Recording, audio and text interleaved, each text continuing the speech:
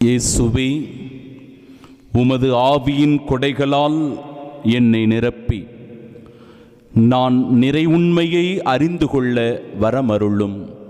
நம் ஆண்டவராகிய இயேசு கிறிஸ்துவின் அன்பும் அருளும் அமைதியும் மகிழ்ச்சியும் உங்கள் அனைவரோடும் என்றும் இருப்பதாக. அன்பிற்கு பிரியமுள்ள சகோதர சகோதரிகளே, 3 வார்த்தைகள் மிக முக்கியமாக இன்றைய நற்செய்தியில் பயன்படுத்தப்படுகிறது. ஒன்று பாவம், இன்னொன்று நீதி, மூன்றாவது தீர்ப்பு. பாவம் பற்றிய உங்கள் கருத்து தவறு என்று ஆண்டவர் எடுத்து சொல்லுகிறார். நீதி பற்றியும் தீர்ப்பு பற்றியும் உங்களுடைய கருத்து தவறானவை என்று நேரடியாகவே அவற்றை குறித்து சொல்லுவதை பார்க்கிறோம். ஏன் பாவத்தை குறித்த நம் கருத்து தவறானது என்றால், பாவம் செய்தால் நமக்கு மன்னிப்பு கிடையாது, பாவத்திலிருந்து நமக்கு விடுதலை கிடையாது. பெரும் பாவிகளாக இருக்கிறவர்கள் அந்த துன்பத்திலேயே உழல வேண்டும், நரகம்தான் நமக்கு நிச்சயம் என்கிற அந்த மனநிலை. பாவத்திலிருந்து என்னை மன்னிக்க முடியுமா என்கிற குற்ற உணர்ச்சியில் ஒவ்வொரு நாளும் நொந்து அழுகின்ற மனநிலை. பாவம் பற்றிய உங்கள் தவறு கருத்தானது தவறு. பாவம் பற்றிய உங்கள் கருத்து தவறானது. ஏனென்றால் பாவத்திலிருந்து நமக்கு விடுதலை அளிப்பவர், பாவத்திலிருந்து நம்மை மன்னிப்பவர், பாவத்திலிருந்து நம்மை தூய்மைப்படுத்துகிறவர் ஒருவர் உண்டு. அது நம் ஆண்டவர் இயேசு கிறிஸ்து. நம்முடைய பாவங்களுக்காக அவர் கல்வாரியில் இரத்தம் சிந்தினார். அவருடைய இரத்தத்தினால் நாம் ஒவ்வொருவரும் கழுவப்படுகிறோம், நாம் ஒவ்வொருவரும் மீட்கப்படுகிறோம். இந்த உண்மையை இஸ்ராயல் மக்களும் அந்த காலகட்டத்தில் வாழ்ந்த பரிசேயர் சதுசேயர்களும் நம்ப மறுத்தார்கள். ஏனென்றால் அவர்கள் இயேசு கிறிஸ்துவை ஏற்றுக்கொள்ளவில்லை. பாவங்களை மன்னிக்க கடவுள் ஒருவருக்கே உரிமை உண்டு, இவன் யார் பாவங்களை மன்னிக்க என்று இயேசுவை குறித்து கேள்வி கேட்டவர்கள் அவர்கள். இயேசுவினுடைய மெஸ்ஸியா தன்மையும் மீட்பு தன்மையையும் இறைமகன் என்கிற தன்மையும் கேள்விக்குறியாக்கியவர்கள். அதனால் பாவம் பற்றி அவர்களுடைய கருத்து தவறானது என்பதை ஆண்டவர் இயேசு கிறிஸ்து சுட்டிக்காட்டுகிறார். உன் பாவங்கள் மன்னிக்கப்பட்டன என்று அந்த விபச்சாரத்தில் பிடிபட்ட பெண்ணை நோக்கி சொல்லி, இனி பாவம் செய்யாதே போ என்று அனுப்புவதையும், முடக்கவாதமுற்ற அந்த மனிதருக்கு ஆண்டவர் எழுந்து நட, இனி பாவம் செய்யாதே போ என்று சொல்வதையும் பார்க்கிறோம். பாவங்களை மன்னிக்க ஆண்டவர் இயேசு கிறிஸ்துவுக்கு அதிகாரம் உண்டு. அதை நம்ப மறுக்கிறவர்களுடைய கருத்து தவறானது. நீதியை பற்றிய உங்கள் கருத்தும் தவறானதே ஆண்டவர் சுட்டிக்காட்டுகிறார். ஏனென்றால் நீதி உள்ள தளிர் ஆண்டவர் இயேசு கிறிஸ்து. நீதியின் தேவன் அவர். உண்மைக்கும் நீதிக்கும் சான்று பகரக்கூடியவராக ஆண்டவர் இயேசு கிறிஸ்து வாழ்ந்தார். அதில் உறுதியாக அவர் இருந்தார். அந்த நீதியின் தேவன்தான் நம் ஒவ்வொருவருக்கும் நீதியை வழங்குபவராக இருக்கும். நீதி வழங்குகின்ற அதிகாரம் ஆண்டவர் இயேசு கிறிஸ்துவிடத்திலேயே கொடுக்கப்பட்டிருக்கிறது. ஏனென்றால் உயிர்த்தெழுந்த அவர் 40ஆம் நாள் விண்ணுக்கு எழுந்தருளி ஆண்டவருடைய வலப்பக்கத்தில் வீற்றிருக்கிறார்.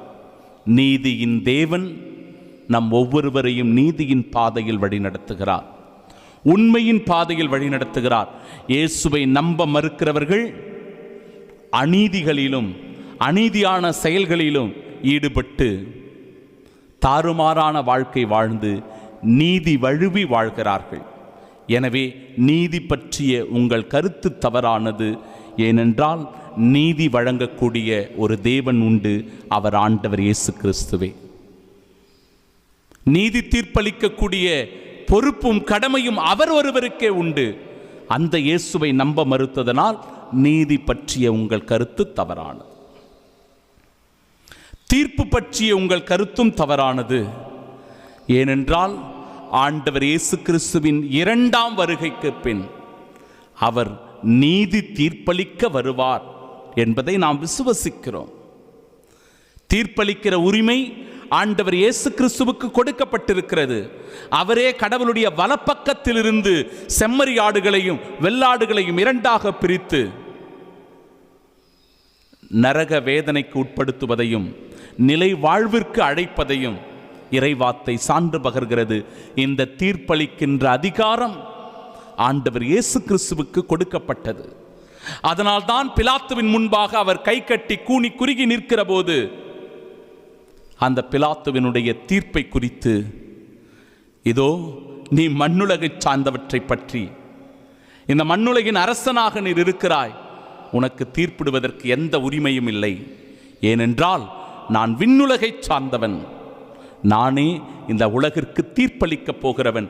எனவே தீர்ப்பு பற்றிய உங்கள் கருத்தும் தவறானது. தீர்ப்பளிக்கிற உரிமை ஆண்டவர் இயேசு கிறிஸ்து ஒருவருக்கே உண்டு. அவரே நம் பாவங்களுக்கேற்ப நமக்கு தீர்ப்பினை வழங்கப் போகிறார். நாம் செய்திருக்கிற நன்மை காரியங்களுக்கேற்ப நமக்கு நல்வழியான தீர்ப்பினை தரப்போகிறவரும் அவர்தான். அதில் நாம் உறுதியாக இருக்க வேண்டும்.